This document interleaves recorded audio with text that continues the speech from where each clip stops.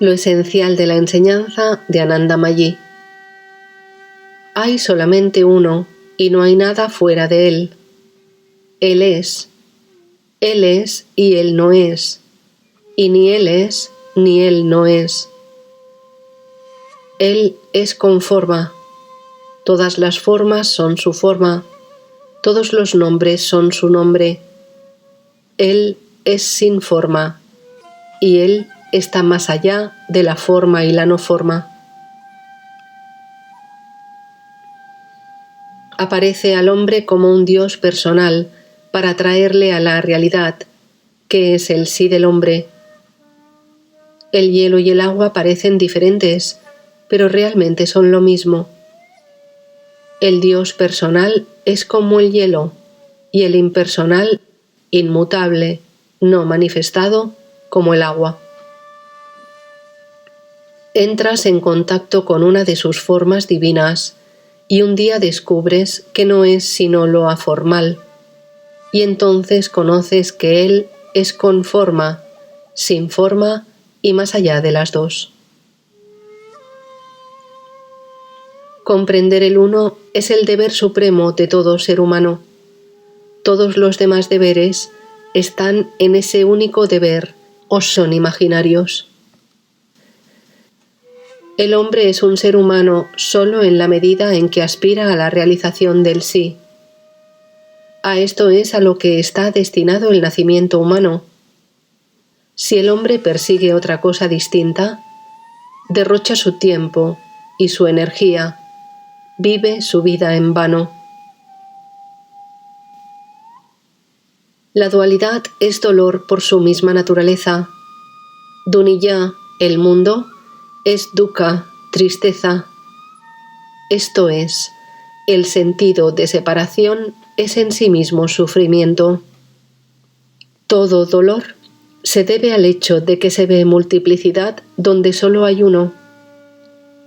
Mientras haya identificación con el cuerpo y la mente, debe haber dolor, aflicción y angustia.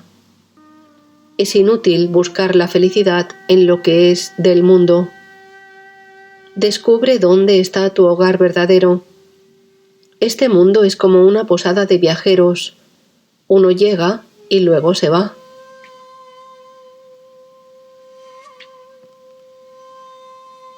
Hay innumerables caminos, y sin embargo no hay ningún camino a lo supremo.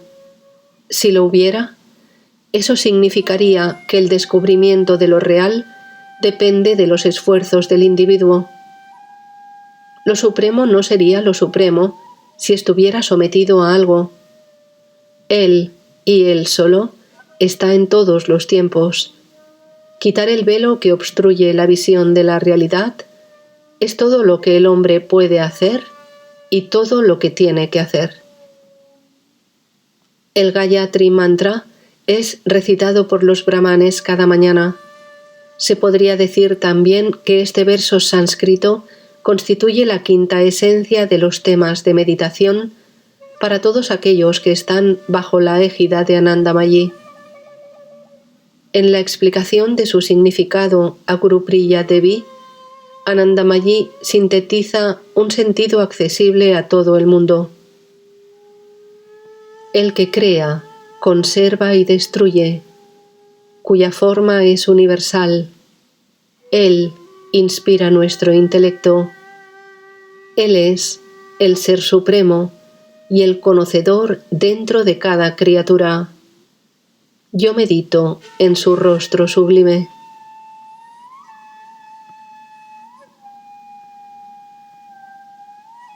Epílogo. Concebí este libro hace 35 años. En ese tiempo solo unos pocos occidentales estaban interesados en este tema. Anandamayi era poco conocida fuera de la India y solo 4 europeos habían pasado algún tiempo residiendo en sus ashrams. Autobiografía de un yogi de Yogananda, en la que hay una breve pero entusiasta información sobre ella, se había convertido en un clásico entre los libros de bolsillo en el mundo de habla inglesa, particularmente en los Estados Unidos. Jan Herbert había presentado Anandamayi a un público francés limitado y un documental de Arnaud Desjardins se había mostrado en la televisión francesa. Yo logré publicar algunas fotografías de ella en libros y revistas, pero mis esfuerzos chocaron casi siempre con la indiferencia. En 1961 fui invitado por una editorial francesa, Éditions du Seuil, a conocer a Mircea Eliade, gran autoridad mundial en religiones comparadas. Él estaba de visita en París, procedente de Chicago, para discutir los planes para su nuevo libro, Patanjali y el Yoga, para el que quería utilizar algunas de mis fotografías.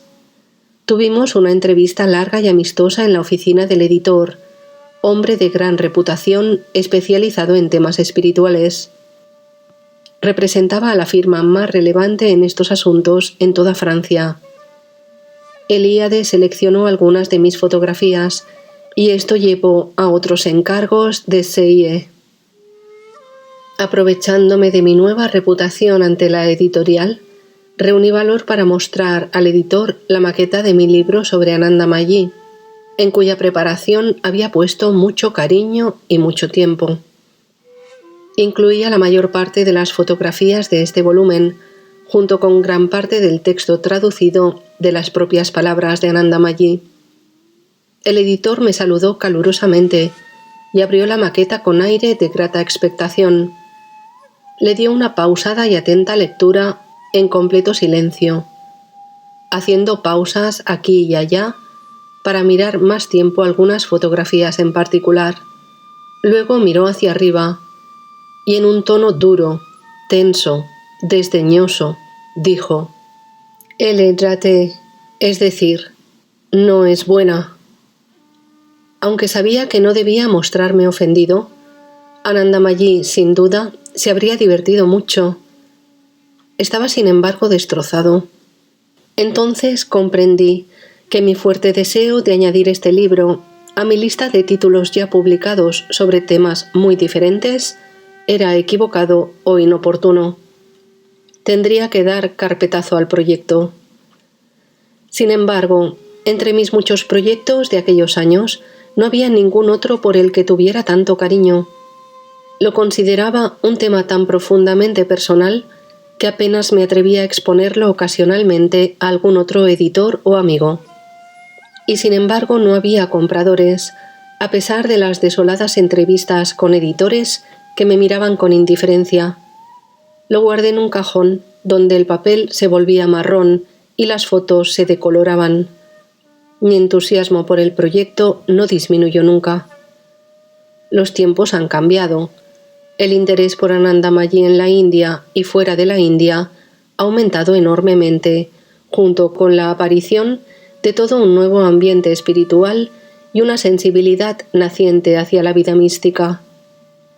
Una generación de sadhakas serios, no indios, ha demostrado penetración y determinación por el camino de la iluminación espiritual real. Junto con el cambio en las actitudes occidentales hacia la espiritualidad, ha habido una reevaluación global de todo lo referente a la situación de las mujeres y la naturaleza de la feminidad. Al introducir la dimensión de la espiritualidad en el debate, al desarrollar un estilo de autoridad dominante en asuntos de organización y sobre todo en su matrimonio único y en la manera que manejó su propia situación, primero como mujer casada y luego como viuda durante medio siglo, Anandamayi señaló la necesidad de una reorientación radical en este ámbito de la vida para atraer el interés y el respeto de las mujeres de todas partes. En el año del centenario del nacimiento de Anandamayi, siendo un cambio palpable en el ambiente, cada vez más personas encuentran su camino hacia ella. Hay un aspecto de la imagen que ahora tenemos que es fácil pasar por alto, pero que ha estado implícito a lo largo de estas páginas. Mediante su propio ejemplo, Anandamayi actuó como guía para todos los que estaban preparados para vivir como ella, si era necesario en situaciones límite, y como a menudo sucedía, compartía esa vida con ellos, arrostrando frecuentemente dificultades psicológicas, de vez en cuando dificultades físicas, en el mismo borde del abismo y a un grado máximo, en un estado de luminoso equilibrio. Es esta capacidad formidable y penetrante la que matiza las prioridades en la relación de cualquier persona con Anandamayi y la que hace que tantas cosas de nuestra pobre y cómoda vida cotidiana parezcan banalidades. Así ocurre en todo caso por lo que a mí respecta. Durante el tiempo que pasé con Anandamayi, unos 3 meses en un periodo de 4 años, solo necesité una charla con ella. Consciente de que otros tenían preguntas más urgentes y apremiantes, también me limité a una sola pregunta. Lo que yo deseaba era una clarificación sobre la manera en que podía llevar el espíritu a mi vida diaria como artista visual. Para mí esta ha sido la pregunta más importante en toda mi vida, y lo sigue siendo. Pero yo no lograba hacer ningún progreso con ella en este punto, y probablemente soy uno de los muy pocos de sus entusiastas admiradores que se fueron descontentos. Ella estaba dispuesta a hablar largamente sobre la primera mitad de mi pregunta, pero no sobre la más urgente, al menos para mí en aquel momento, segunda mitad.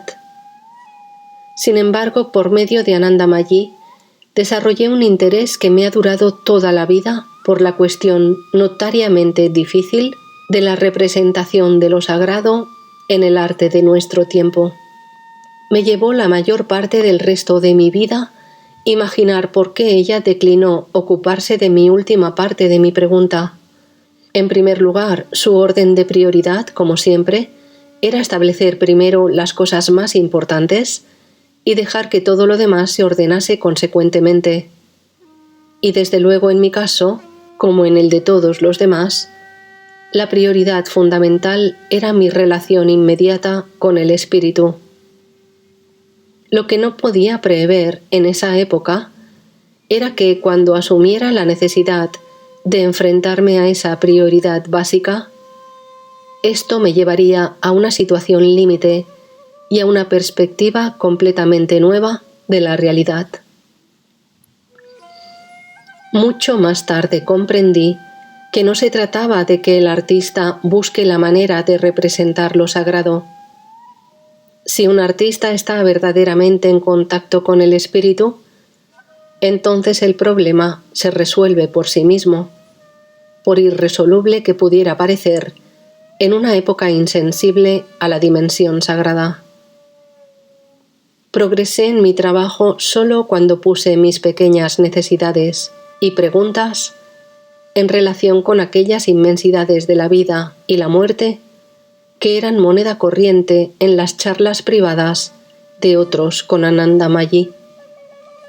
He tenido tiempo de reflexionar sobre todo lo que experimenté con ella hace tanto tiempo y he estudiado el gran discurso sobre el momento aquí incluido. Hay muchas fotografías nuevas en este libro que no pude ver antes entre mis negativos, porque la mente es más lenta que el ojo en el instante de apretar el obturador. Ya no pienso, como presuntuosamente pensaba cuando empecé, que pudiera lograr fotografías que reflejaran siquiera fuese remotamente la transfiguración que implicaba la retirada a un lado de Anandamayi. Este cuerpo es eso. Donde he descartado fotografías suyas, lo hice porque no daban ni siquiera una pista de esa evasiva transfiguración.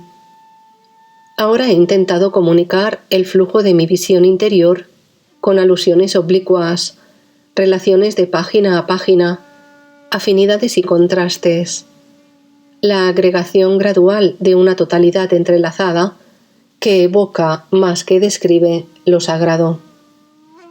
Con el paso de los años he reunido en mi mente una síntesis de recuerdos, impresiones, hilos de pensamiento, samskaras de mis días del ashram. Se presentan ahora como mi temo añash personal. Trato no obstante de ser fiel a la cualidad que captó mi atención en Anandamayi al principio, la paradoja del nada especial. Soy lo que tú entiendas que soy. Casi llegué tarde cuando llegué a Benarés en 1954. Los asombrosos días de sus babas y samadhis habían pasado. Sin embargo, ella tenía todavía una apariencia asombrosamente juvenil y la disposición de una mujer mucho más joven.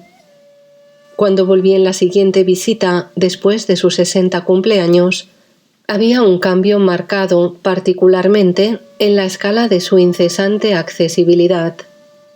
El número total de personas que querían verla y la multiplicidad de ashrams establecidos en su nombre imponían un ritmo y una atmósfera enteramente diferente en su vida.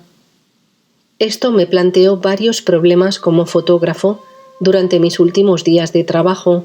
Ya no era posible tener un acceso pausado y cercano a ella, tal como el que yo había disfrutado día tras día en Vindhyachal. Allí la libertad para el rápido movimiento espontáneo entre ella y los otros no estaba dificultada por la presión de la multitud. La plasticidad maravillosamente brillante del agrupamiento, el radiante lirismo de Mataji en la terraza de Benarés, rodeada por un pequeño grupo de kirtanis, la inestimable intimidad en las verandas, todo eso nunca volví a verlo.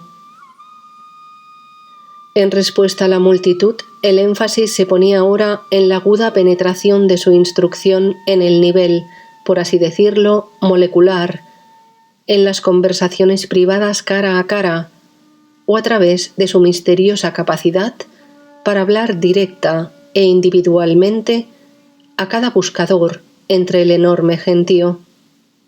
Más que nunca, a partir de entonces, uno tenía que atravesar el velo del nada especial con paciente visión interior.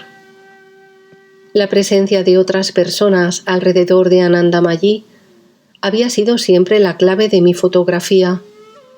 Con mucho, lo más excitante para mí y lo más difícil era coger al vuelo los momentos de revelación, cuando Mataji estaba en una relación vibrante con los otros. Eso era absolutamente fundamental a su manifestación, su raison d'être.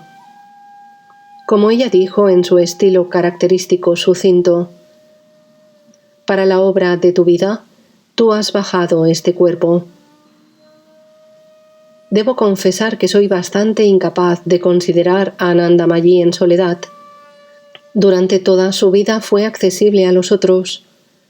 Aunque a veces la fotografié cuando miraba hacia arriba o apartaba la mirada de los que estaban cerca, solo una vez la fotografié sola, no mirando, hablando ni escuchando a nadie, sino a mí.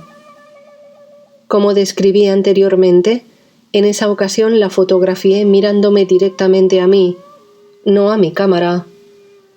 Se me ha preguntado muchas veces si podría proporcionar una foto de Anandamayi mirando directamente al espectador. Todos se asombran de que no tenga ninguna. Tal vez eso dé a entender que hay algo que está mal en mí, algo en mis samskaras que le impedía mirarme directamente. Me siento feliz al decir que a menudo me miraba, pero hay una diferencia enorme entre mirar directamente a alguien a los ojos y mirar a la lente de una cámara detrás de la cual se ocultan los ojos del fotógrafo. Aunque sea siempre tan leve, esta estrategia del fotógrafo es poco honrada. Había un acuerdo tácito sobre esto entre Anandamayi y yo, aunque nunca intercambiamos una palabra sobre mi trabajo con la cámara. Era evidente que yo nunca interfería, sino que me desenvolvía con mi trabajo tan silenciosa y discretamente como era posible. No es que yo pretendiera no existir, sino que todo el mundo estaba habituado a mi presencia. Les estoy profundamente agradecido por haberme hecho sentir que formaba parte de aquello. La gente hablaba conmigo directamente, no con mi aparato. Cuando no conversábamos, los fotografiaba cuando hacían su vida, relacionándose entre ellos de la manera habitual. Nadie se asomaba a la imagen. Estaban plenamente absortos en su mundo, en el que ellos y también Anandamayi vivían y tenían su ser. No eran como habitantes de una tierra plana asomados al borde del mundo, sino que se movían en su esfera propia. Sucedió que yo estuve dentro también, participante en la representación de los misterios.